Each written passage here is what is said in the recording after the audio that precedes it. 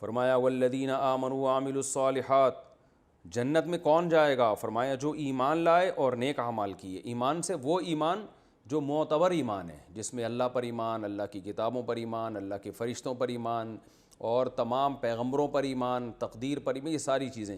فرمایا جو لوگ ایمان لائے اور نیک اعمال کیے اولئک اصحاب الجنہ، یہ جنت والے لوگ ہیں، ہم فیہا خالدون، اور یہ اس میں ہمیشہ رہیں گے۔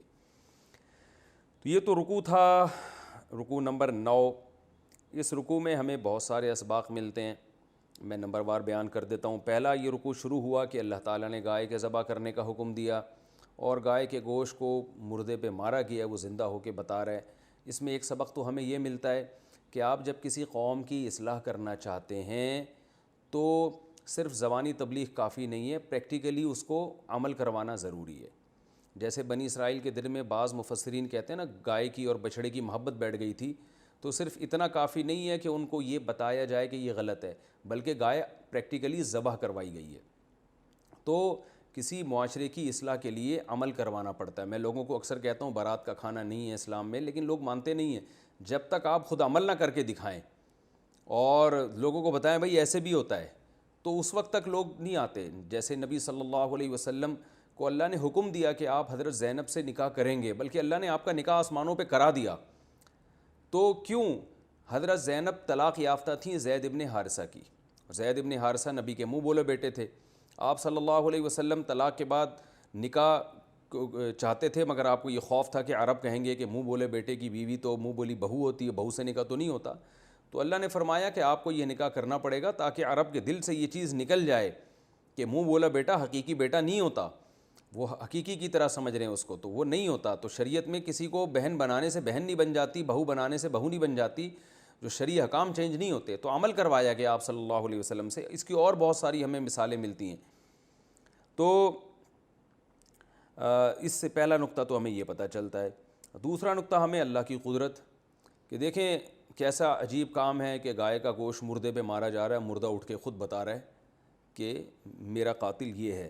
اس سے پتہ چلتا ہے کہ اللہ بڑے قدرت والے ہیں، مردوں کو وہ زندہ کر سکتے ہیں۔ تیسرا نقطہ ہمیں یہ پتہ چلتا ہے کہ اللہ تعالیٰ نے مثالیں دی ہیں انسان کی پتھروں سے، کہ پتھر میں کچھ سے پانی نکلتا ہے، کچھ سے آبشاریں نکلتی ہیں، کچھ بھی نہیں ہوتا لیکن لڑک جاتے ہیں۔ تو اللہ نے انسانوں کی بھی مثال دی ہے کہ انسان بھی اسی طرح ہوتے ہیں، بلکہ 4 طرح کے انسان ہوتے ہیں۔ ایک وہ جن کے دل پتھر سے بھی زیادہ سخت ہوں، ان پہ کوئی نصیحت اثر نہیں کرتی، اور آج ہمیں معاشرے میں ایسے لوگ نظر آتے ہیں، کسی مظلوم کو دیکھ کر ان کو ترس نہیں آتا اور بہت کچھ کر رہے ہوتے ہیں۔ اور یہ قرآن کی مثالیں۔ کچھ لوگ ایسے ہوتے ہیں جن میں کچھ خیر ہوتی ہے کہ لوگوں کو تو وہ خیر نہیں پہنچا رہے، مگر جیسے پتھر اللہ کے خوف سے بعض دفعہ لڑک جاتا ہے تو ان میں بھی دل دہل جاتا ہے ان کا، تو یہ بھی کچھ نہ ہونے سے بہتر ہے۔ تو ہمیں اپنے آپ کو پرکھنا چاہیے کہ ہم ان میں سے کس کنڈیشن پر ہیں۔ اور کچھ پتھر ایسے ہیں جن میں تھوڑی سی اور خیر ہوتی ہے کہ ان میں پانی نکل پڑتا ہے تو لوگ تھوڑا سا فائدہ اٹھا لیتے ہیں اس سے۔ تو یعنی آپ میں خیر کا اتنا جذبہ ہے کہ آپ نے نصیحت کا اثر قبول بھی کیا اور قبول کر کے لوگوں کو فائدہ پہنچانا شروع کر دیا۔ اور کچھ پتھر ایسے ہیں یتفجر منہ الانہار، جس سے چشمے پھوٹتے ہیں، تو یہ سب سے اچھے انسانوں کا درجہ ہے۔ تو ہمیں اس لیول پہ اپنے آپ کو لانے کی کوشش کرنی چاہیے کہ ہمارا دل نصیحت سن کے فوراً پگھل جائے اور خود بھی فائدہ ہو اور خیر کے چشمے پھوٹ جائیں ہم سے۔ تو یہ ہمیں ایک اور نقطے کی بات پتہ چلی ہے۔ اور ایک اور نقطے کی بات یہ بھی پتہ چلی اس رکوع میں، میں کوشش کروں گا اب جتنے میں رکوع بیان کروں نا اس میں جو علمی نکات ملتے ہیں ان کو الگ سے ہم ہائی لائٹ کر کے نمبر وار بیان کیا کریں۔ تو ایک اور کہ بے جان چیزوں میں بھی اللہ نے کچھ نہ کچھ حص رکھی ہے۔ یہ جو بے جان چیزیں بالکل بے جان نہیں ہوتی، کتنی حص ہے، ایک ایسا شعور ہے، یہ اللہ ہی جانتا ہے۔ قرآن میں ایک اور مقام پر فرمایا وَإِن مِّن شَيْءٍ إِلَّا يُسَبِّحُ بِحَمْدِهِ وَلَٰكِن لَّا تَفْقَهُونَ تَسْبِيحَهُمْ، کہ تم ان کی تسبیح سمجھتے نہیں ہو، تمہیں شعور نہیں ہے۔ تو ہر چیز میں اللہ نے کچھ نہ کچھ شعور رکھا ہے۔ اور چوتھی بات یہ ہمیں پتہ چلتی ہے کہ بہت سے ہٹ دھرم معاشرے میں ایسے ہوں گے جن پر نصیحت اثر نہیں کرے گی، تو ہمیں اپنی تبلیغ ان لوگوں کی اس سخت دلی کی وجہ سے اپنا کام نہیں چھوڑنا چاہیے۔ جیسے قرآن میں اللہ نے صحابہ سے فرمایا آفَتَطْمَعُونَ أَن يُؤْمِنُوا لَكُمْ، تم یہودیوں سے امیدیں لگا کے بیٹھے ہوئے ہو، حالانکہ ان کے تو یہ حرکتیں ہیں، یہ تو اللہ کے کلام میں تحریف کر دیا کرتے ہیں، تو اس لیے تم نا امید، تم جو ہے نا زیادہ امیدیں مت لگاؤ اور کیونکہ زیادہ امیدیں لگاؤ گے پھر جب فائدہ نہیں ہوگا تو تمہیں اپنی محنت ضائع ہوتے ہوئے نظر آئے گی تو تم کام چھوڑ دو گے. تو اس لیے یہ معاشرے میں ایسے لوگ بھی ہوتے ہیں, تم اپنے کام میں لگے رہو اور ان سے زیادہ امیدیں مت لگاؤ. تو ہر ایک کو اس سے کیا پتہ چلتا ہے علمی نقطہ, کہ ہر ایک کو ہدایت کبھی بھی نہیں ملے گی. دنیا میں خیر اور شر دونوں کا مقابلہ قیامت تک رہے گا. تو ایسے ضدی ہٹ دھرم لوگ, کیونکہ انسان کو بڑا غصہ آتا ہے, میں اپنی بھی کنڈیشن دیکھتا ہوں, جب میں بعض کسی سے بحث کر رہا ہوں اس کی سمجھ میں نہ آ رہی ہو اور اچھا بھلا پڑھا لکھا آدمی ہو, تو بہت طبیعت میں انسان کے غضب پیدا ہوتا ہے اور مایوسی ہوتی ہے. تو اللہ نے بتا دیا کہ یہ ہر دور میں ایسے الٹے سیدھے لوگ رہیں گے, تم نے اپنا کام کرنا ہے اور جو ہے اپنے کام کو فوکس کرو, تمہیں اچھے لوگ بھی ملتے چلے جائیں گے. اس میں ایک اور علمی نقطے کی بات پتہ چلتی ہے, فویل للذین ومنہم امیون لا یعلمون الکتاب الا امانی. یہود میں بہت سے عوام بھی تھے جو تمناؤں کے علاوہ کچھ بھی نہیں جانتے تھے, تورات حقیقت میں جانتے نہیں تھے, تو ان کو یہود علماء گمراہ بھی کر دیتے تھے. تو اس سے پتہ چلتا ہے بھائی اب ہمارے پاس اللہ کی کتاب قرآن ہے, تو اگر ہمیں بھی کچھ بھی نہیں پتہ ہوگا تو جو باطل علماء ہیں اس امت میں سارے باطل نہیں ہو سکتے. یہود میں تو بہت سے گمراہ ہو گئے, لیکن حدیث میں آتا ہے میری امت میں خیر غالب رہے گی, حق پر ایک جماعت ہمیشہ رہے گی. تو لیکن باطل علماء بھی بہرحال پیدا ہوں گے, سارے تو خراب نہیں ہوں گے لیکن باطل بھی ہوں گے. تو آپ اگر قرآن کا ذرا بھی آپ کو شدھ بدھ نہیں ہے نا, تو باطل لوگ آپ کو گمراہ کر دیتے ہیں. آپ دیکھیں قادیانی وہی لوگ ہوتے ہیں جو بالکل بیوقوف ہوتے ہیں, وہ قادیانیوں کی باتوں سے متاثر ہو جاتے ہیں, کچھ بھی نہیں ان کو قرآن کا پتہ ہوتا.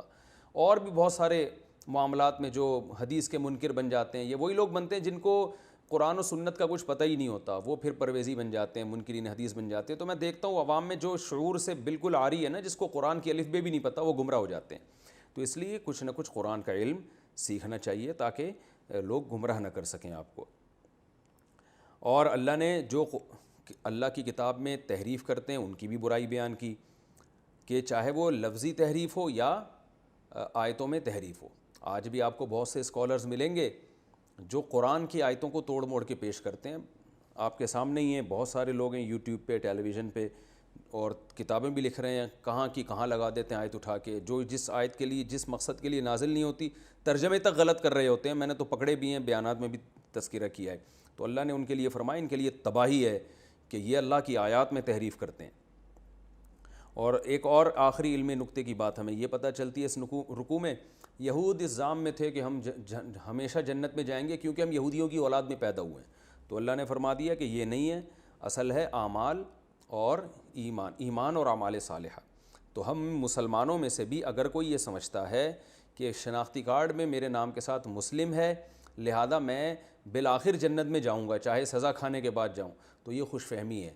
آپ کو اپنا عقیدہ درست کرنا پڑے گا اور اپنے اعمال درست کرنے پڑیں گے.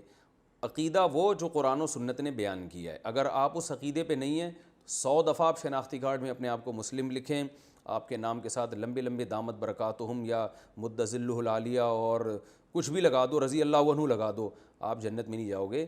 کیونکہ اللہ نے بتا دیا کہ کسی قوم کے ساتھ جنت خاص نہیں ہے بلکہ ایمان اور اعمال صالحہ. بنی اسرائیل سے خطاب چل رہا ہے پچھلے کئی رکوع سے, اور اللہ تعالیٰ بتا رہے ہیں کہ ہم نے کیا کیا احکامات یہودیوں کو دیے تھے, جن احکام کی انہوں نے دھجیاں اڑائیں. اور ان آیات سے مقصد یہودیوں سے ہوشیار رہنے کا حکم, اور یہودیوں کو یہ بتانا کہ اب ایمان لے آؤ, پہلے تو تم نے یہ کچھ کیا, اللہ کے عذاب سے بچ گئے, اب بھی تمہیں موقع دیا جا رہا ہے. اور صحابہ کرام کو یہ تسلی دینا کہ یہ اگر ایمان نہیں لاتے تو آپ مایوس نہ ہوں, کیونکہ انہوں نے پہلے بھی جو جتنا ایمان لائے تھے وہ بھی اس قسم کا ایمان تھا ان کا. اللہ نے فرمایا وَإِذْ أَخَذْنَا, اس وقت کو بھی یاد کرو, وہ وقت بھی یاد کرنے کے قابل ہے جب ہم نے بنی اسرائیل سے مضبوط عہد لیا تھا. یہ عہد تورات میں تھا اور آج بھی موجود ہے. مضبوط عہد لیا تھا. کیا عہد تھا؟ لا تعبدون الا اللہ, اللہ کے سوا کسی کی عبادت نہیں کرو گے. وبالوالدین احسانا, اور والدین کے ساتھ بہت اچھا سلوک کرو گے. اب دیکھیں کیسی عجیب بات ہے, وہ والدین بھی تو خود بنی اسرائیل ہی میں سے تھے نا, لیکن وہ بھی بڑے نالائق تھے, لیکن اس کے باوجود اللہ کہہ رہے ہیں کہ جو بھی جس کے والدین ہوں گے اس نے اس سے اچھا سلوک کرنا ہے, اور والدین کے ساتھ اچھا سلوک کرو گے. وذی القربیٰ, اور رشتہ داروں کے ساتھ اچھا سلوک کرو گے, یتیموں کے ساتھ اچھا سلوک کرو گے, غریبوں کا خیال رکھو گے. وقولوا للناس حسنا, اور عام پبلک کے ساتھ بھی جب بات کرو گے تو عمدہ طریقے سے. عمدہ بات کا مطلب کیا ہوتا ہے؟ لب و لہجہ بھی شائستہ ہو اور بات بھی اچھی ہو. غیبت، بہتان، الزام تراشیاں، فحش کلامی، یہ سب اس آیت میں داخل ہو گئیں، یہ سب حرام ہے. اور دوسرا، بات کرنے میں لہجے میں نرمی. تو علماء نے اس کے دونوں مطلب بیان کیے کہ اچھی بات کا مطلب لب و لہجہ بھی اچھا ہو، انداز بھی اچھا ہو اور بات بھی اچھی ہو. حضرت قتادہ رحمہ اللہ تعالیٰ بڑے جلیل قدر تابعی ہیں، ان سے کسی نے پوچھا کہ غیر مسلم سے ہم کس انداز میں بات کریں گے، وہ تو اللہ کا دشمن ہے. تو انہوں نے قرآن کی یہ آیت پڑھی کہ اللہ نے کیا فرمایا، قولوا للناس حسنا، لوگوں سے اچھے انداز سے بات کرو. انہوں نے فرمایا اس میں اللہ نے لوگ کہا ہے، مسلم نہیں کہا. تو اس آیت سے پتہ چلتا ہے کہ اللہ تعالیٰ جو ہے یہ چاہتے ہیں کہ ہم جب بھی کسی سے بات کریں، چاہے وہ غیر مسلم ہی کیوں نہ ہو، تو ہمارے بات کا انداز بھی اچھا ہونا چاہیے اور بات بھی اچھی ہونی چاہیے. ایسا نہ ہو کہ لٹھ مار رہے ہوں. اب آپ دیکھیں گوروں نے بہت سی چیزیں لے لی ہیں، وہ پلیز ہر بات سے پہلے پلیز لگا دیتے ہیں، چاہے وہ کیسی الٹی سیدھی بات بھی کہو نا، لیکن پلیز کے ذریعے جو ہے نا، پلیز اور آخر میں تھینک یو لگا کے وہ کیا ہو جاتا ہے، کڑوی بات بھی میٹھی لگنے لگتی ہے. تو جب سفر ہوتا ہے نا انسان کا، میں تو جب سفر کرتا ہوں تو واضح فرق پتہ چلتا ہے کہ جب اپنے ملک میں ہم اترتے ہیں تو عجیب قسم کا لوگوں کا ایٹیٹیوڈ دیکھنے کو ملتا ہے. تو پھر انسان کمپیئر کرتا ہے کہ بھئی یہ والی آیت پر عمل تو وہ لوگ کر رہے ہیں آج کل. تو اس لیے ہمیں اپنا انداز بھی صحیح کرنے کی ضرورت ہے اور بات بھی صحیح کرنے کی ضرورت ہے. باقی آیتوں پر کوئی بھی عمل نہیں کر رہا آج کل. تو اللہ نے فرمایا وَأَقِیمُوا الصَّلَاةَ، اور ہم نے سے یہ کہا کہ نماز بھی قائم کرو گے، آتوا الزکوٰۃ، اور زکوٰۃ بھی دو گے. تو اس میں کتنے احکام بیان ہوئے؟ نمبر 1، عبادت صرف اللہ کی ہوگی. آگے اللہ فرماتے ہیں ثُمَّ تَوَلَّیْتُمْ، تم نے ان تمام احکام سے پیٹھ پھیر لی، یعنی دھجیاں اڑا دی. کیسے؟ پہلا حکم اللہ نے دیا تھا لا تعبدون الا اللہ، اللہ کے سوا کسی کی عبادت نہیں ہوگی. صحابہ کرام نے پوچھا یا رسول اللہ، سورہ توبہ کی جب آیتیں نازل ہوئی نا کہ انہوں نے اپنے علماء کو معبود بنا لیا تھا، اتخذوا احبارہم ورہبانہم اربابا من دون اللہ. دیکھیں یہودی شرک نہیں کرتے ظاہری طور پر، وہ کہتے ہیں ہم مشرک نہیں ہیں. عیسائی تو پھر بھی حضرت عیسیٰ کو اللہ کا بیٹا کہتے ہیں. اور یہودیوں کا ایک فرقہ تھا جو حضرت عزیر علیہ السلام کو اللہ کا بیٹا کہتا تھا، لیکن عمومی طور پہ یہودی نہیں کہتے، اب بھی نہیں کہتے. اس کے باوجود اللہ فرما رہے ہیں کہ انہوں نے اللہ کے سارے حکام کی دھجیاں اڑا دی. کیا مطلب؟ ان میں شرک بھی آ گیا. تو شرک کیسے آیا؟ اس کو قرآن نے دوسرے مقام پہ بیان کیا ہے، وہ ہے اتخذوا، سورہ توبہ کی آیات ہیں، اتخذوا احبارہم ورہبانہم اربابا من دون اللہ. انہوں نے اپنے راہبوں کو، راہب کہتے ہیں جو عبادت گزار بزرگ ہوتے ہیں، اور احبار یہ حبر کی جمع، حبر کہتے ہیں جو بڑے بڑے علامے ہوتے تھے. تو بڑے بڑے علاموں کو اور راہبوں کو اللہ کو چھوڑ کر رب بنا لیا تھا. تو یہ ان میں شرک تھا. صحابہ نے رسول اللہ صلی اللہ علیہ وسلم سے پوچھا یا رسول اللہ، یہودی تو اپنے علماء اور اپنے جو ان کے جو راہب ہوتے ہیں، جو بزرگ ہوتے ہیں، ان کو معبود نہیں سمجھتے، کبھی بھی نہیں کہتے کہ یہ ہمارے خدا ہیں، ایک ہی خدا کے قائل ہیں. تو قرآن کیسے کہہ رہا ہے کہ انہوں نے اپنے جو علماء ہیں اور مذہبی رہنما ہیں ان کو معبود بنا لیا تھا؟ قرآن یہ کیسے کہہ رہا ہے؟ تو اس پہ آپ صلی اللہ علیہ وسلم نے ارشاد فرمایا کہ کیا تم نے دیکھا نہیں ہے کہ وہ جس چیز کو حلال کر دیں یہ اس چیز کو حلال سمجھتے ہیں، اور ان کے علماء یا ان کے جو پادری یا ان کو جو راہب ہیں وہ جس چیز کو حرام کر دیں یہ اس کو حرام کر لیتے ہیں. یعنی حلال و حرام کا اختیار ان کے پاس چلا گیا ہے. تو صحابہ نے فرمایا ہاں. فرمایا یہی تو ہے رب بنا لینا. تو اس سے کیا پتہ چلتا ہے؟ بہت اہم پوائنٹ کی بات پتہ چلتی ہے کہ شرک کا مطلب یہ نہیں ہوتا کہ آپ اس بات کا اعتراف کریں کہ میں مشرک ہوں. شرک کا مطلب یہ بھی نہیں ہوتا کہ آپ یہ کہیں کہ اللہ جیسا ایک اور خدا ہے، بلکہ جو کام اللہ کا خاصہ ہے، جو صرف اللہ پہ زیب دیتا ہے، وہ اگر آپ مخلوق کو وہ رائٹس دے دیں گے تو اس کا مطلب آپ کافر ہیں، مشرک ہیں، چاہے آپ 100 دفعہ توحید کے نعرے لگائیں. تو یہود نے کیا کیا تھا؟ قرآن جگہ جگہ کہتا ہے کہ حلال و حرام کا اختیار صرف اللہ کے پاس ہے، پیغمبر بھی نہیں کر سکتے. لما تحرم ما احل اللہ لک، 28ویں پارے کی آپ سورہ تحریم کی پہلی آیت دیکھیں. اے نبی، جس چیز کو اللہ نے حلال کر دیا آپ اسے کیوں حرام کرتے ہیں؟ تو یہ اختیار اللہ نے پیغمبر کو بھی نہیں دیا کہ کسی حلال کو حرام کر دیں، حرام کو حلال کر دیں. یہ صرف اللہ کے پاس اختیار ہے. تو کسی اور کو یہ رائٹ دے دینا یہ بھی شرک ہے.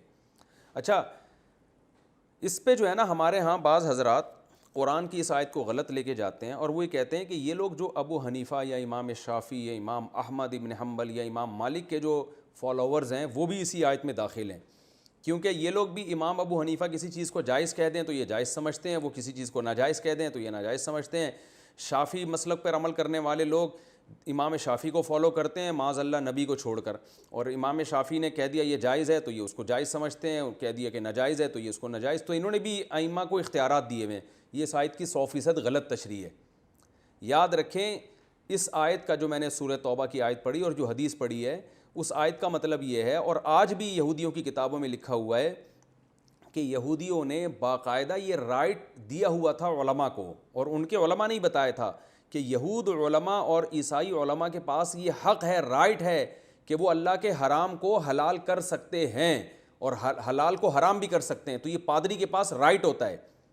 جیسے ہمارے یہاں بعض جو رافضی ہیں نا، انہوں نے اپنے اماموں کو کہ 12 امام ہیں اور ان اماموں کے پاس شریعت ساز بھی ہیں وہ، تو یہ رائٹ انہوں نے دیا ہوا تھا، جبکہ جو ائمہ اربعہ کو فالو کرتے ہیں وہ قطعاً یہ ان کا یہ دعویٰ نہیں ہے کہ ابو حنیفہ کے پاس یہ رائٹ ہے، امام حنیفہ رحمۃ اللہ علیہ کے پاس، کہ وہ حلال کو حرام کر دیں حرام کو حلال کر دیں، تو یہ اس میں داخل نہیں ہے۔ ہاں یہ ضرور ہے کہ وہ ابو حنیفہ کو فالو کر رہا ہے، شافعی امام شافعی کو فالو کر رہا ہے، اس لیے کہ وہ یہ سمجھتا ہے کہ قرآن و حدیث میں جو چیز حلال ہے اور جو چیز قرآن و حدیث میں حرام ہے امام شافعی وہ مجھ سے زیادہ جانتے ہیں، تو زیادہ نالج کی بیس پر کسی کو فالو کرنا یہ الگ چیز ہے، اور کسی کو رائٹ دے دینا کہ آپ حلال و حرام کر سکتے ہو یہ الگ چیز ہے۔ کسی کو یہ حق دے دینا، اسے یہ اتھارٹی دے دینا کہ آپ کو بھی حلال و حرام کرنے کا اختیار ہے، یہ 100% شرک ہے، کفر ہے، اس کی شریعت میں بالکل اجازت نہیں ہے، جو اہل کتاب کیا کرتے تھے اور اب بھی کرتے ہیں۔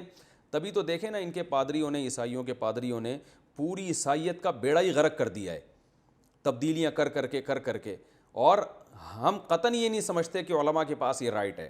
عامی آدمی کو اتباع ہے کہ وہ علماء ہی کو فالو کرے گا، اس لیے کہ اہل حق علماء وہ قرآن و سنت کو آپ سے زیادہ اچھا جانتے ہیں۔ تو جو مقلد ہے وہ اگر کسی مجتہد کو فالو کرتا ہے تو وہ اس لیے فالو نہیں کرتا کہ مجتہد کے پاس رائٹ ہے کہ حلال کو حرام کر دے یا حرام کو حلال کر دے، بلکہ وہ اس لیے فالو کرتا ہے کہ اس کے پاس قرآن و سنت کا علم مجھ سے زیادہ ہے، میں ایک حدیث کا مطلب کچھ اور سمجھ رہا ہوں لیکن یہ مجھ سے زیادہ اچھا مطلب سمجھتے ہیں اور ان کے پاس ان کا علم مجھ سے زیادہ ہے، تو میں اپنے علم پر ان کے علم کو ترجیح دے رہا ہوں۔ تو یہ تقلید میں یہ ہوتا ہے، یہ نہیں ہوتا جو یہودی کیا کرتے تھے۔ یہ تو تحقیقی جواب ہے۔ الزامی جواب اس کا یہ ہے کہ اگر آپ واقعی یہ سمجھتے ہیں کہ جو چاروں اماموں کے فالوورز ہیں وہ انہوں نے رائٹ گویا دے دیا ہے کہ ابو حنیفہ جس چیز کو حلال کہیں بس وہ ان کو حلال و حرام کرنے کا بھی اختیار ہے، یہ باقاعدہ ان کو حق دے دیا ہے، تو پھر اس کا مطلب یہ نکلا کہ پھر تو 99% امت کافر ہے، 99.9% امت کافر ہے، کیونکہ اس امت میں 99.9% لوگ تو صدیوں سے تقلید ہی کرتے آ رہے ہیں، جبکہ رسول اللہ صلی اللہ علیہ وسلم نے فرمایا میری امت گمراہی پہ جمع نہیں ہوگی، بلکہ 99.9% تو آج تقلید کر رہے ہیں، صدیوں سے تو 100% امت چاروں میں سے کسی ایک مسلک پر ہی عمل کرتی آ رہی ہے، پھر تو سارے ہی کافر ہو گئے، بڑے بڑے محدثین، بڑے بڑے فقہا۔ تو ظاہر ہے اس کا مطلب صاف یہی ہے کہ وہ ہرگز یہ نہیں سمجھتے تھے کہ ان مجتہدین کے پاس حلال و حرام کا اختیار بھی ہے، بلکہ وہ یہ سمجھتے تھے کہ یہ اختیار صرف اللہ کے پاس ہے۔ نبی صلی اللہ علیہ وسلم اللہ کے حلال کو حلال بتاتے ہیں اور صحابہ اور مجتہدین نے ہم سے زیادہ اچھا سمجھا ہے، لہذا اس آیت کو اس پہ فٹ کرنا یہ بالکل جائز نہیں ہے، بالکل درست نہیں ہے۔ ہاں اگر کوئی واقعی اپنے پیر و مرشد کے بارے میں یہ سمجھتا ہو، جیسے کہ آج کل بہت سے لوگ سمجھتے ہیں بھی کہ ہمارے پیر نے جس چیز کو حلال کہہ دی، اب سارے علماء کہہ رہے ہیں یہ حرام ہے، مجتہدین کہہ رہے ہیں، محدثین کہہ رہے ہیں، اور جتنے بھی بڑے بڑے اسکالرز اسلام میں گزرے ہیں جن کو پوری امت نے مانا ہے وہ سب کہہ رہے ہیں حرام ہے، اور آپ کے پیر صاحب کہہ رہے ہیں جائز ہے، اور آپ اپنے پیر صاحب کو ہی مان رہے ہو باقی سب کو چھوڑ رہے ہو، تو اس کا مطلب یہ ہے کہ آپ نے عملاً اپنے پیر کو یہ اتھارٹی دی ہوئی ہے کہ وہ حرام کو حلال کر سکتا ہے، تو اس سے آپ یقیناً کافر ہو جائیں گے۔ تو کسی شخص کا کسی پیر و مرشد کے بارے میں یہ عقیدہ ہو کہ یہ اگر جائز کہہ دے تو بس وہ مہر لگ گئی ہے، اب وہ حرام نہیں ہو سکتا اگر یہ حلال کہہ دے، اور اگر یہ حرام کہہ دے تو وہ حلال نہیں ہو سکتا، حالانکہ وہ پیر جو ہے پوری امت سے اختلاف کر رہا ہو، تو یہ اس کی علامت ہے کہ یہ اس پیر کو خدا سمجھتا ہے، اور یہ بھی آج کل ہو رہا ہے یہ ہمارے معاشرے میں۔ تو ایسے لوگ یقیناً مشرک ہیں، کافر ہیں، اور وہ جنت میں داخل نہیں ہو سکتے۔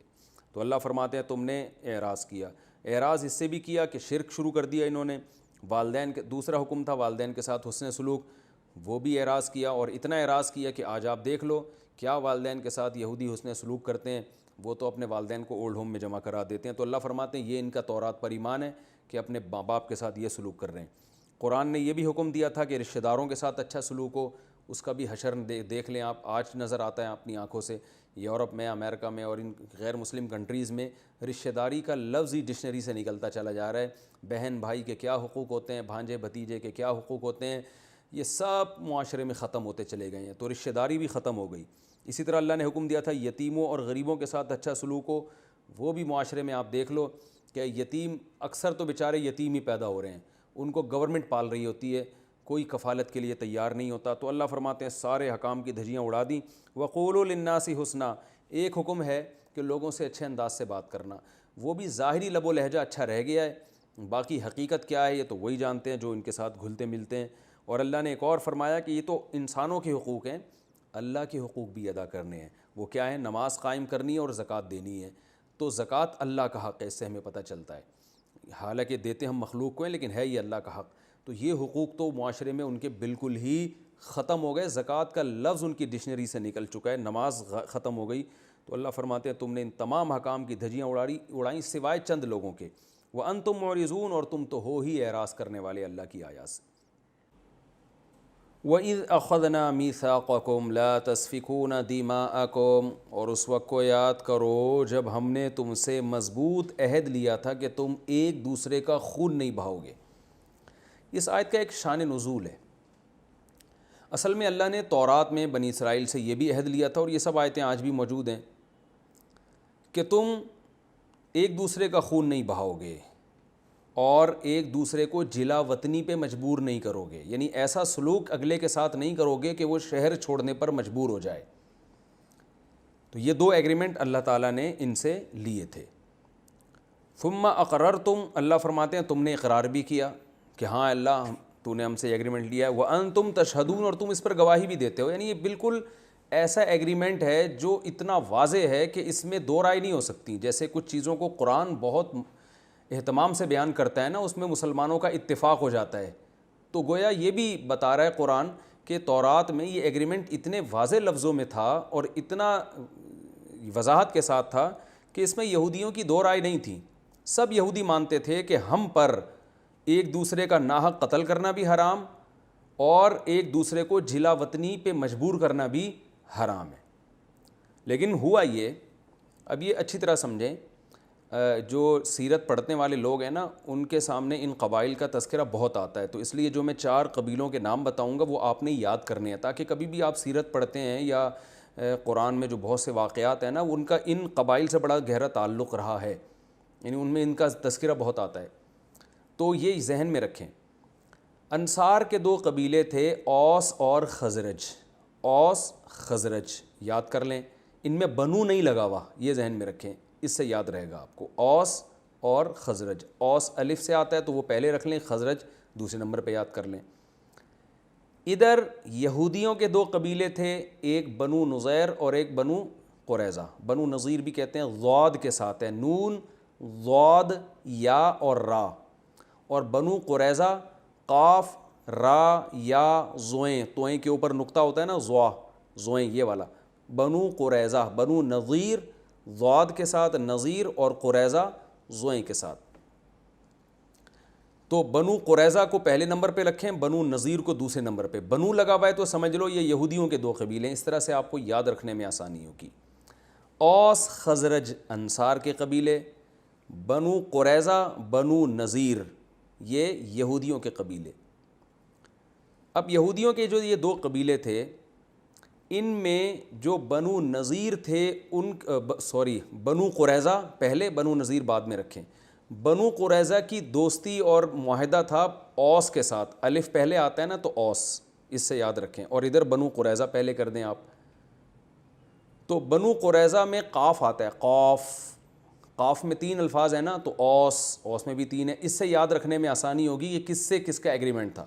کچھ ایسے ہنٹس ہوتے ہیں جس سے تاریخ کو یاد رکھنا آسان ہوتا ہے، ورنہ آدمی ساری زندگی کنفیوژن میں ہی رہتا ہے، یہی نہیں یاد رہے گا کہ اوس یہودی تھا یا بنو قریظہ یہودی تھے؟ تو میں نے بتا دیا ایک اشارہ یہ ہے، بنو یہاں لگا ہوا ہے تو وہ یہودی قبیلہ ذہن میں رکھیں، اور قاف اور اوس اس سے یاد رہے گا کہ بنو قریظہ یہ میں قاف آتا ہے نا تو قاف کے اوس سے تعلقات تھے، یعنی دوستی تھی۔ جیسے ہمارے استاذ کہتے تھے قرآن مجید میں یہ لفظ بہت آیا ہے، سندس اور استبرق۔ سندس کہتے ہیں پتلے ریشم کو، باریک ریشم کو، استبرق کہتے ہیں موٹے ریشم کو۔ اب میں 4 سال تک یاد کرتا رہا موٹا ریشم پتلا ریشم، لیکن جب بھی قرآن میں آتا تو بھول جاتا استبرق پتلا والا ریشم ہے یا موٹا والا ریشم ہے، یہ تو یاد ہو جاتا ہے دونوں ریشم ہیں، لیکن موٹا کون سا ہے اور پتلا والا ریشم کون سا یاد نہیں رہتا۔ تو ہمارے استاذ نے کہ ایک طریقہ ہے استبرق، یہ کتنا موٹا لفظ ہے نا، استبرق تو سمجھ لو یہ موٹا ریشم ہے، اور سندس سین آ رہا ہے پتلا ریشم ہے، یہ لفظ ہی ایسا پتلا پتلا سے لگ رہا ہے نا، تو استبرق موٹا موٹا لگ رہا ہے نا، قوف کتنا گاڑا لفظ ہے۔ تو اسی طرح عربی میں ایک لفظ استعمال ہوتا ہے رمل۔ رمل کہتے ہیں جو ہم طواف کے دوران پہلے 3 چکروں میں سینہ اکڑ کے چلتے ہیں نا، اچھل اچھل کے، اس کو رمل، اور رمل عربی میں ریت کو کہتے ہیں۔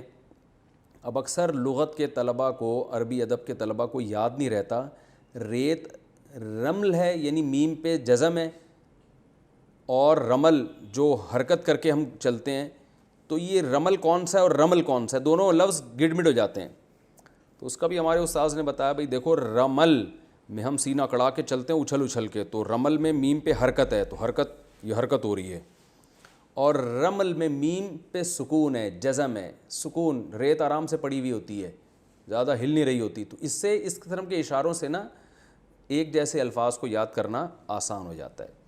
تو اسی طرح آپ نے کیا کرنا ہے، اوس یہ تھے بنو قریظہ، قریظہ میں قاف آتا ہے، تو اوس کے تعلقات تھے بنو قریظہ کے ساتھ، اور خزرج اس کے تعلقات تھے بنو نذیر کے ساتھ۔ اب ظاہر ہے جب بنو قریظہ کو آپ نے اوس سے ملا دیا تو اب وہ اسی کے ساتھ ہی ملے گا، تو ان دونوں کے آپس میں ایگریمنٹ تھے۔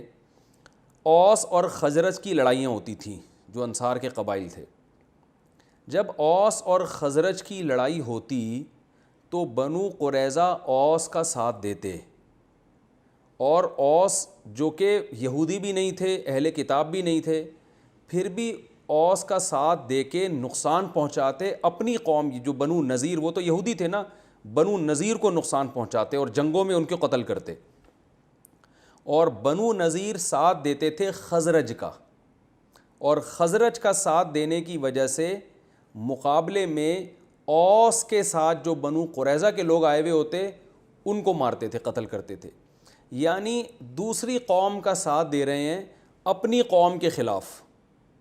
تو یہ بڑا جرم ہے، کیونکہ جب آپ دوسری قوم کا ساتھ دیں گے اپنی قوم کے خلاف تو آپ کو اپنی قوم کے لوگوں کو قتل کرنا پڑے گا، یہ بڑا جرم۔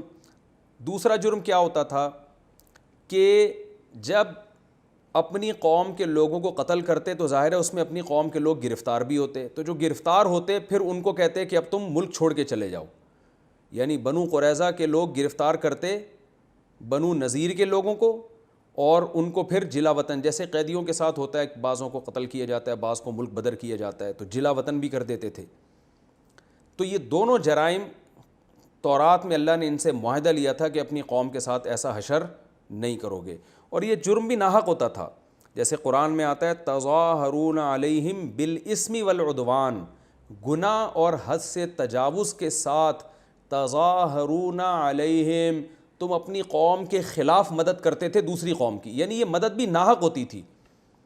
دیکھیے اپنی قوم کا ساتھ دینا ظلم ہے، یہ بالکل جائز نہیں ہے، اور دوسری قوم کا ظلم میں ساتھ دے کے اپنی قوم کو پٹوانا یہ تو اور بڑا جرم ہو گیا نا۔ تو یہ کام یہودی کر رہے تھے، یعنی بنو قریظہ اوس کا ساتھ دیتے تھے ناحق، جبکہ ان کو پتہ بھی ہوتا تھا کہ اوس غلطی پر ہیں، لیکن چونکہ بس ہماری انڈی والی، جس کو پشتوں میں انڈی وال کہتے ہیں نا، اور اردو میں دوستی یاری، اور ہماری جو ہے وہ مفاد چونکہ اوس سے وابستہ ہیں، کیونکہ کوئی مالی لین دین ہوگا یا اور کچھ مفاد ہوں گے، تو ہمارے مفاد اوس کے ساتھ ہیں، تو اوس جب خزرج کے پر حملہ کرے گا، اور اس میں اگرچہ خزرج کے ساتھ ہماری قوم کے لوگ بھی ہوں گے، لیکن ہم نے نہیں دیکھنا، ہم نے تو اپنا مفاد دیکھنا ہے، ہم نے خزرج سے کو بھی مارنا ہے، اور اس میں اپنے جو اہل کتاب ہیں جو حضرت موسیٰ پہ ایمان رکھتے ہیں ان کو بھی قتل کرنا ہے۔ تو یہ سب ناحق ہو رہا ہوتا تھا۔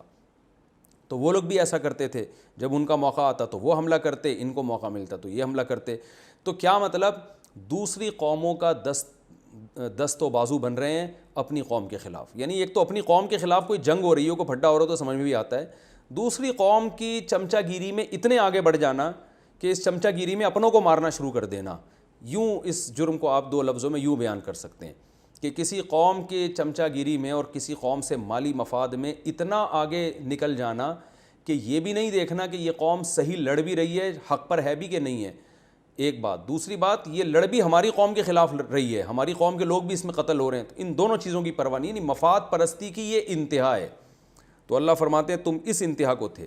لیکن انگلی کٹا کے شہیدوں میں نام لکھوانے کے لیے کیا کرتے تھے کہ جب قیدی آتے نا ان کے پاس، جیسے بنو قریظہ نے اوس کا ساتھ دیا جنگ میں، بنو نذیر کے لوگ بھی گرفتار ہو کے آ گئے، تو اب یہ کیا کرتے تھے، بعض قیدیوں کو فدیہ دے کے چھڑا دیا کرتے تھے۔ فدیہ یعنی پیسے ویسے دے کے کہ یہ چونکہ اہل کتاب ہیں، ہماری قوم کے لوگ ہیں، یعنی یہودی ہیں، قوم سے مراد بنو نذیر بنو قریظہ تھے تو الگ الگ قبیلے لیکن قوم تو ایک ہی تھی نا، کہ چونکہ یہ ہمارے لوگ ہیں تو تورات میں اللہ نے ہمیں حکم دیا ہے کہ جب قیدی آیا کریں تو فدیہ دے کے ان کو چھڑا دیا کرو، یعنی قیدیوں کو چھڑوانا بہت بڑی عبادت ہے، تو ہم اس عبادت کا فریضہ سر انجام دیں گے اور ہم قیدیوں کو چھڑوانے کی کوشش کریں گے۔ تو اللہ فرماتے ہیں کہ جو بڑا جرم ہے قتل کرنا اور جلا وطنی کرنا، اس میں تمہیں تورات نظر نہیں آ رہی، اور جو بہت آخر میں آسان حکم تھا کہ کچھ پیسے دے کے اپنے قیدی کو چھڑا لینا، اس میں تم تورات کا حوالہ دیتے ہو کہ ہم یہ کام اللہ کی رضا کے لیے کر رہے ہیں، کیونکہ اللہ نے حکم دیا ہے تورات میں کہ قیدیوں کو چھڑانا بہت بڑی عبادت ہے، تو ہم اس عبادت کو کریں گے۔ تو اللہ فرماتے ہیں اس کو چھڑانا جہاں عبادت ہے تو اس کو پکڑنا کہاں سے، وہ بھی تو اللہ نے منع کیا ہے، تو پکڑتے کیوں ہو ان کو، ایسے کام کیوں کرتے ہو کہ وہ قید میں آئیں تمہاری۔ یعنی اس کی مثال ایسے ہے جیسے آپ پرندے پکڑ پکڑ کے پنجروں میں ڈالیں، لوگ کر رہے ہوتے ہیں نا یہ کہ پرندے پکڑ کے پنجروں میں ڈالتے ہیں، پھر کوئی مصیبت آتی ہے تو پرندے آزاد کرتے ہیں کہ صدقے کا ثواب ملے گا، تو بھائی پکڑا بھی تو تم نہیں تھا نا اس کو۔ اور اس کی آسان مثال، آپ نے کیا کیا، لوگوں پہ ظلم کر کر کے ان کو قید کر لیا، اب جب بھوک لگتی ہے تو آپ ان کو کھانا کھلاتے ہیں، اور کہتے ہیں قرآن میں بھوکوں کو کھانا کھلانے میں آتا ہے کہ بڑا ثواب ہے، تو قرآن میں جہاں بھوکوں کو کھانا کھلانے کا ثواب ہے، وہاں لوگوں کو جیل میں بلا ناحق ڈالنا اور قید کر دینا اور ان کو اس مقام تک لانا کہ وہ کھانے پینے میں آپ کے محتاج ہو جائیں، یہ بھی تو حرام ہے نا۔ تو اس بات کو قرآن مجید بیان کر رہا ہے کہ تم یہاں تک نوبت آنے کیوں دیتے ہو کہ اگلا گرفتار ہو جائے، تمہارے رحم و کرم پہ آئے اور تم پھر فدیہ دے کے اس کو آزاد کرنے کا ثواب حاصل کرو، یہ کون سے ثواب کی قسم ہے؟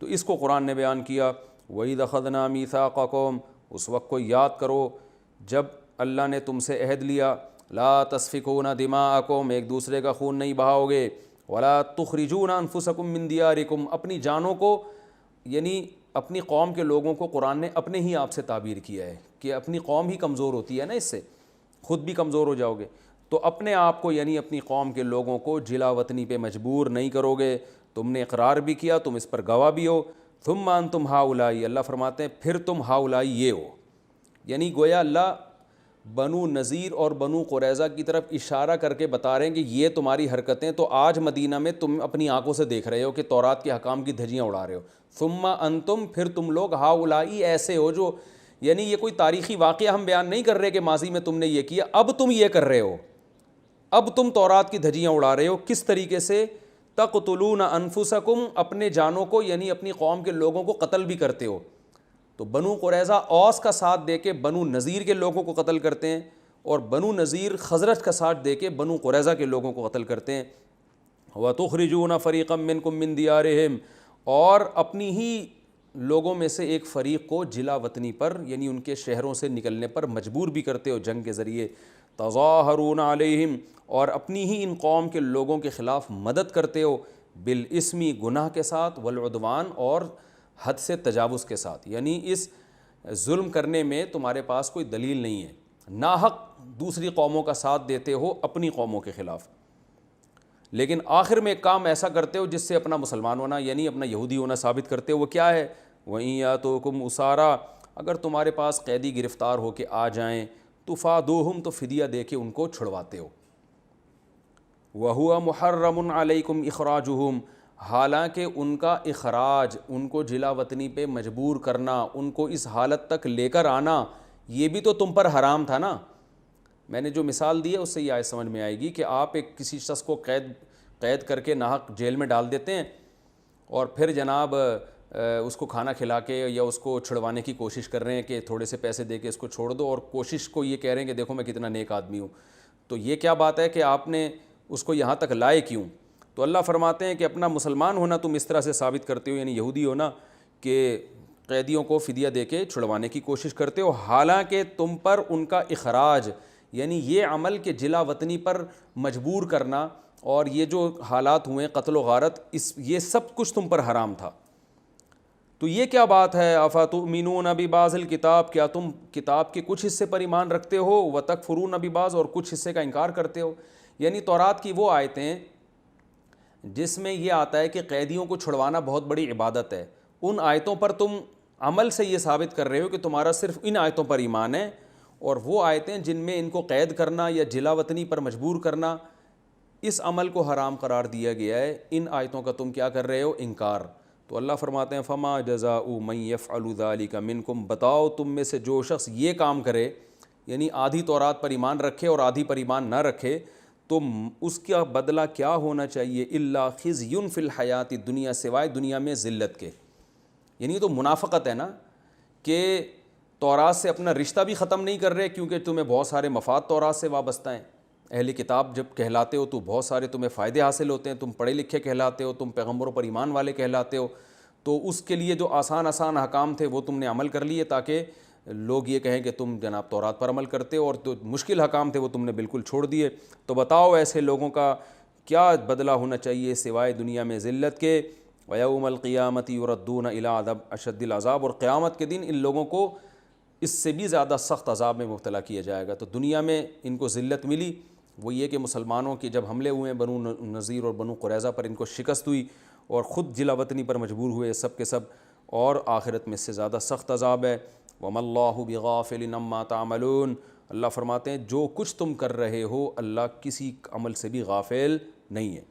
اولئک الذین اشتروا الحیاۃ الدنیا بالآخرہ، فرمائے یہ ہیں وہ لوگ جنہوں نے آخرت چھوڑ کر دنیا خرید لی، دنیا کے مفاد کے پیچھے چلتے ہیں.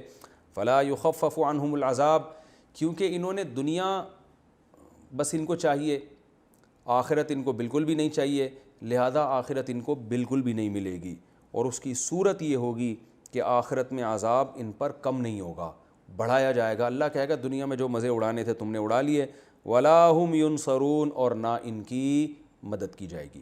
یہ ہمارا 10واں رکوع ختم ہوا. اب اس رکوع میں جو اسباق ملتے ہیں ہمیں، میں نمبر وار مختصراً بیان کر کے پھر 11ویں رکوع کی طرف چلتا ہوں. پہلی بات ہمیں یہ پتہ چلی کہ تورات میں اللہ نے بنی اسرائیل سے عہد لیا تھا اللہ کے سوا کسی کی عبادت نہیں. اصول یہ یاد رکھیں کہ تمام فقہا کا اس پر تقریباً اجماع ہے، یہ اصول فقہ میں یہ بات پڑھائی جاتی ہے کہ قرآن تورات اور انجیل کے جو احکام نقل کرتا ہے قرآن میں، تو وہ احکام پر اس امت کے لیے بھی اس پر عمل کرنا واجب ہے.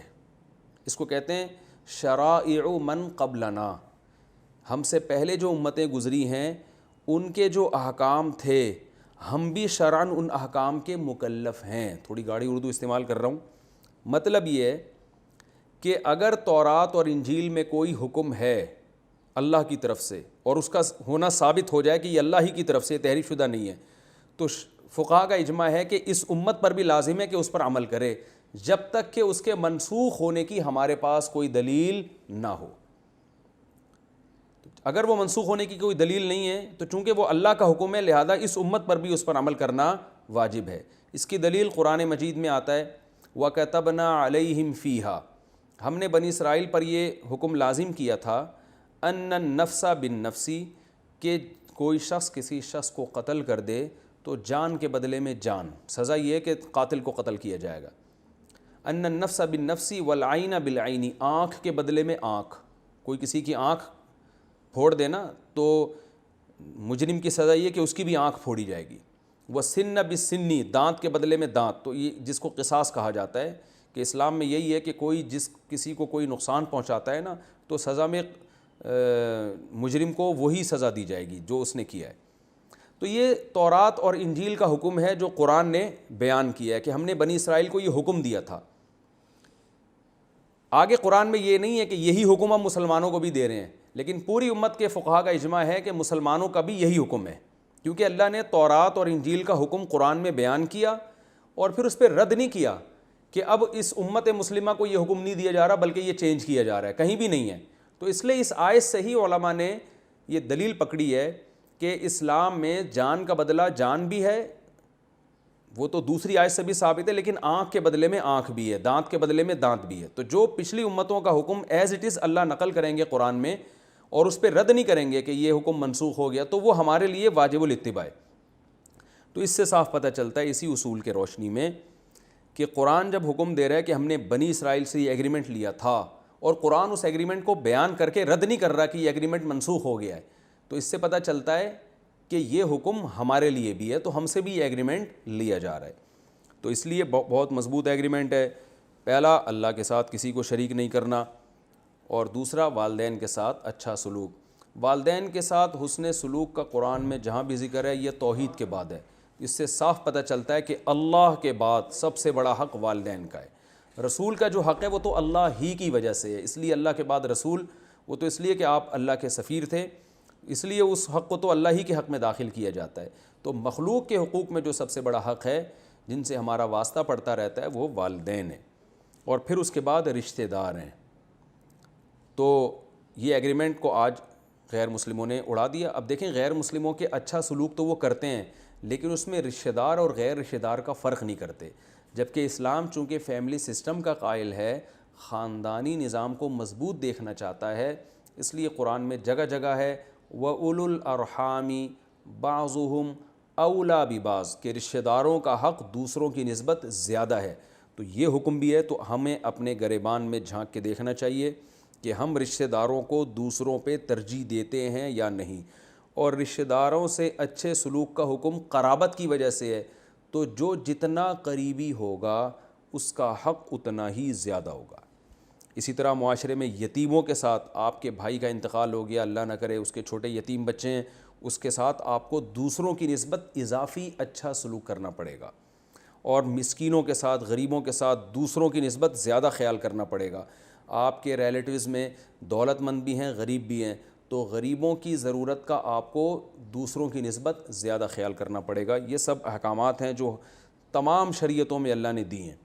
اور آج ہم دیکھیں فروعی اختلافی مسائل میں الجھے ہوئے ہیں، رفع الیدین، ٹانگیں چوڑی نہیں کرنا، کرنی ہے، زور سے آمین، آہستہ آمین. جو بڑے بڑے ایگریمنٹ اللہ نے لیے ہیں ان کو آج ہم نے اپنی زندگیوں سے نکال دیا. وَقُولُوا لِلنَّاسِ حُسْنًا اور اللہ نے حکم دیا لوگوں سے اچھے انداز میں بات کرنی ہے. تو یہ حکم آج مسلمان بھی اس میں عمل نہیں کر رہے، بات کرتے ہیں تو ایسے جیسے لٹھ مار رہے ہیں، اور بات بھی ٹھیک نہیں ہوتی. ہم سب اپنے گریبان میں جھانک کے دیکھ لیں.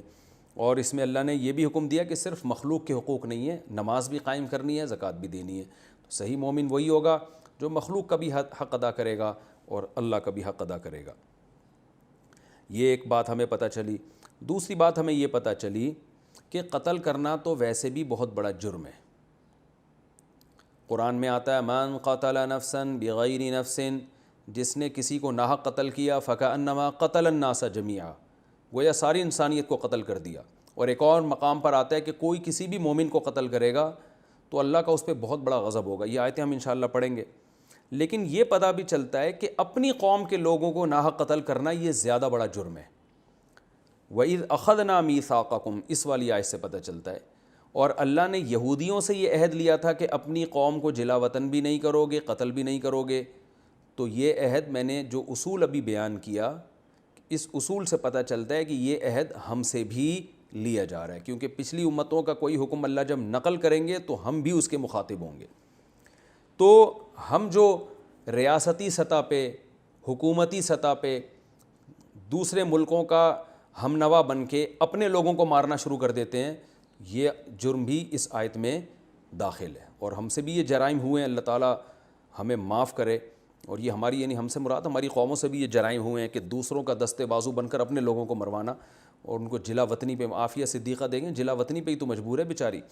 تو یہ سارے بڑے بڑے جرائم ہیں جن کو قرآن مجید نے بہت بڑا جرم قرار دیا ہے۔ وَإِذْ أَخَذْنَا مِيثَاقَكُمْ لَا تَسْفِكُونَ دِمَاءَكُمْ۔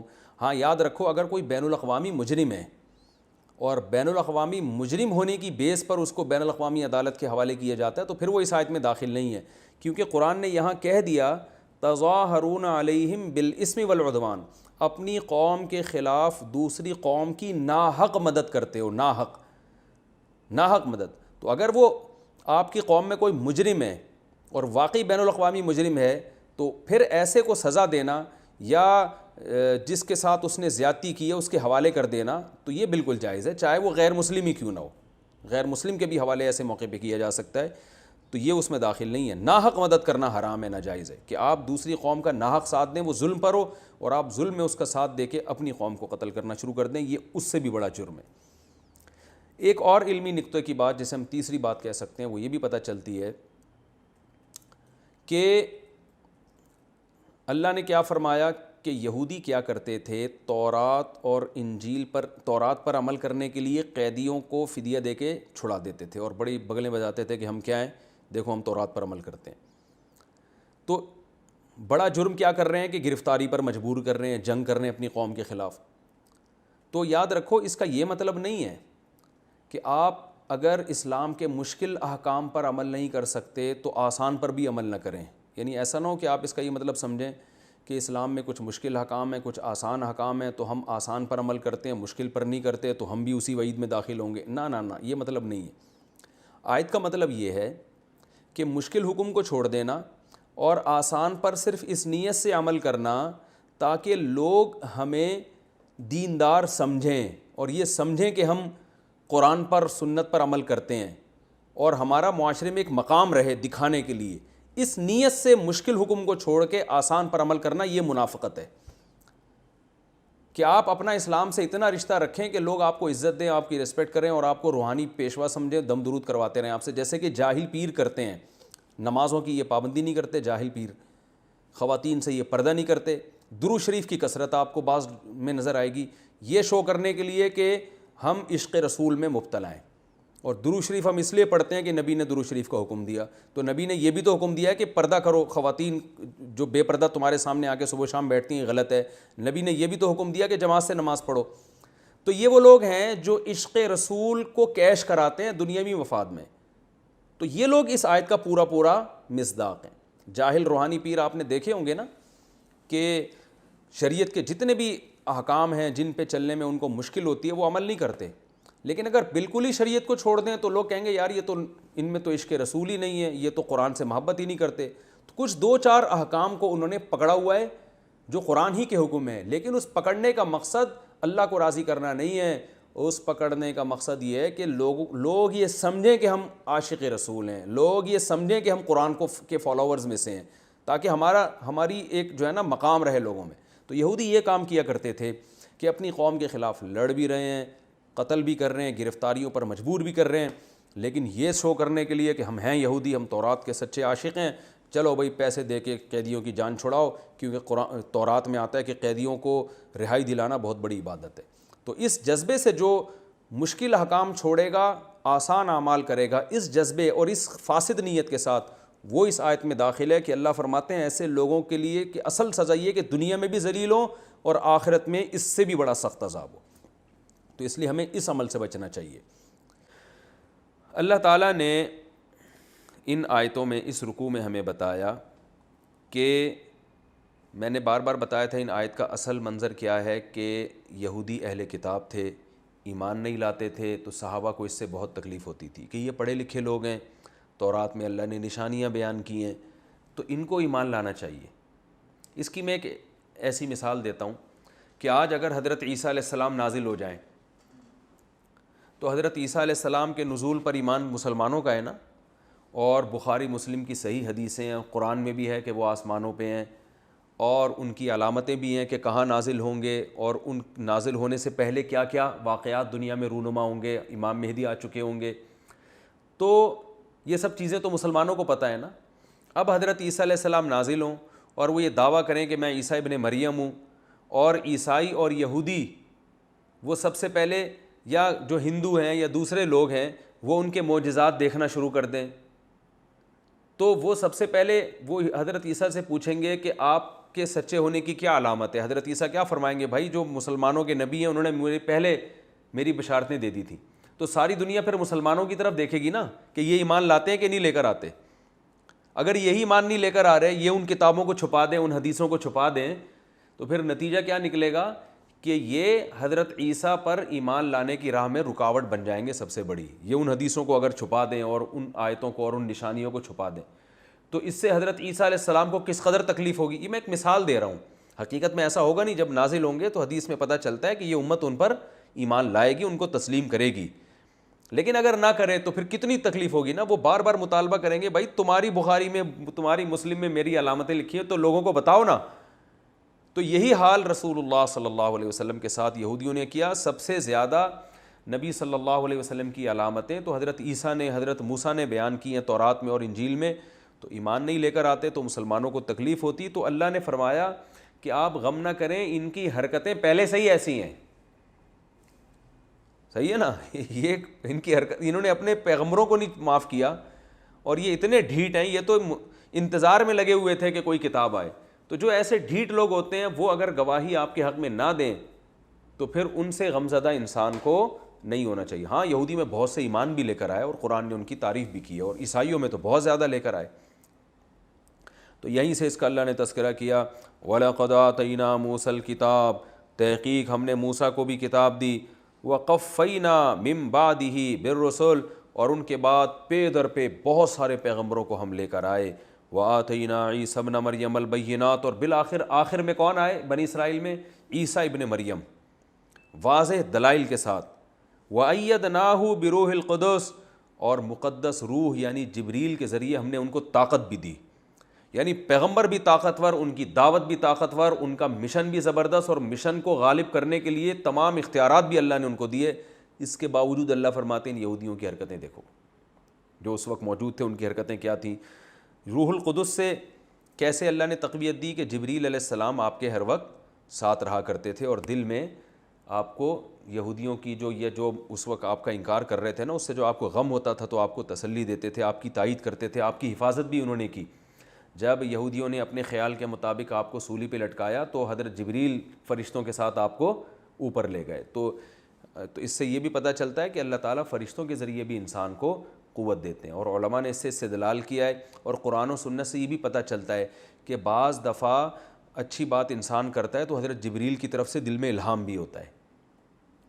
بعض باتیں علماء کی ہوتی ہیں نا، کہتے ہیں یار یہ تو ایسی باتیں کر رہے ہیں کہ جس طرف عام آدمی کا دماغ نہیں جاتا، یہ تو وہبی ہیں، اللہ کی طرف سے ہبہ ہے، یہ تو الہامی ہے.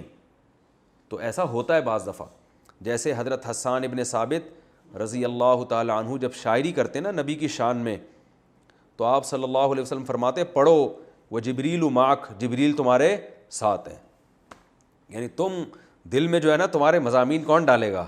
جبریل ڈالیں گے تمہارے. تو ایسے ایسے تبھی ان کی شاعری دیکھو نا کیسی خوبصورت شاعری ہے حضرت حسان ابن ثابت کی. وہ کیا ہے، بڑے زبردست اشعار ہیں ان کے. وَأَحْسَنُ مِنْكَ لَمْ تَرَ عَيْنِي قَطُّ وَأَجْمَلُ مِنْكَ لَمْ تَلِدِ النِّسَاءُ خُلِقْتَ مُبَرَّأً مِنْ كُلِّ عَيْبٍ كَأَنَّكَ قَدْ خُلِقْتَ كَمَا تَشَاءُ. کیسے لگے بندے الفاظ ہیں کہ آپ سے زیادہ حسین میری آنکھ نے کبھی نہیں دیکھا، اور آپ سے زیادہ جمیل کسی ماں نے کبھی جنا نہیں ہے. اگر وہ الٹا کرتے، شاعر تو اتنے الفاظ کا خیال نہیں کرتے، اگر وہ اس کلام کو یوں کر دیتے کہ آپ سے زیادہ حسین کسی ماں نے جنا نہیں ہے، تو یہ کلام غلط ہو جاتا. اس لیے کہ دنیا میں سب سے زیادہ حسن یوسف علیہ السلام کو ملا ہے. تو سوال پیدا ہوتا ہے، کیونکہ حدیث میں آتا ہے کہ اکیلا آدھا حسن اللہ نے یوسف علیہ السلام کو دیا ہے. تو پتہ چلا حسن میں یوسف علیہ السلام جب آدھا اکیلا لے گئے تو باقی تو اللہ نے سب مخلوق میں تقسیم کیا، جس میں ہمارے نبی صلی اللہ علیہ وسلم بھی ہے. تو سب سے زیادہ حسین کون تھے؟ یوسف علیہ السلام. تو اگر حضرت حسان یوں کہتے کہ اللہ نے آپ سے زیادہ حسین کوئی پیدا ہی نہیں کیا ہے، تو خود یہ نبی کی حدیث کے خلاف ہو جاتا.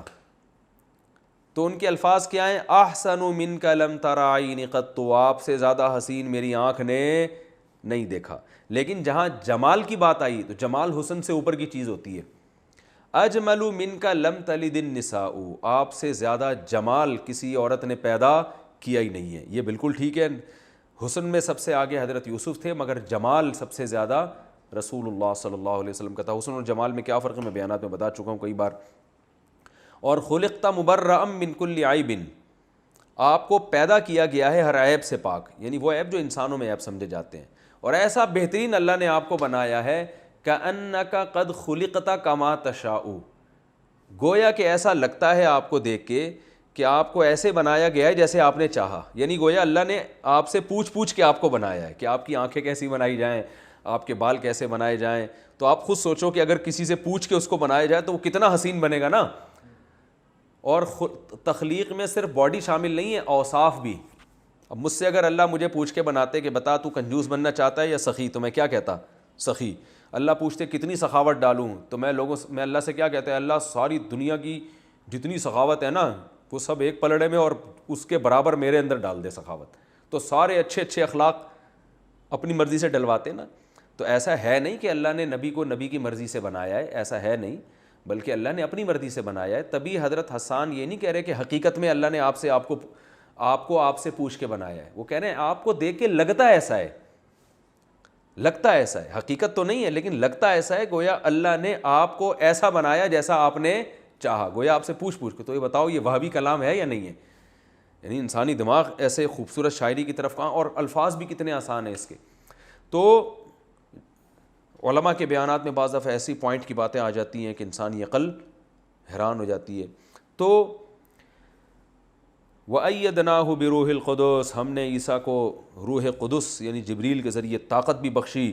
لیکن اللہ فرماتے ہیں، ان یہودیوں سے خطاب کرتے ہیں، آفَكُلَّمَا، تو کیا جب بھی جاءکم رسول، کوئی رسول تمہارے پاس آئے گا، بما، ان تعلیمات کے ساتھ، لا تہوا انفسکم، جو تمہارے نفس کی خواہش نہیں ہوگی، استکبرتم، تو کیا تم تکبر شروع کر دو گے، ففریقاً کذبتم، ایک فریق کا تم نے انکار کر دیا، وفریقاً تقتلون، اور ایک پیغمبروں کی ایک جماعت کو تم نے قتل کر دیا.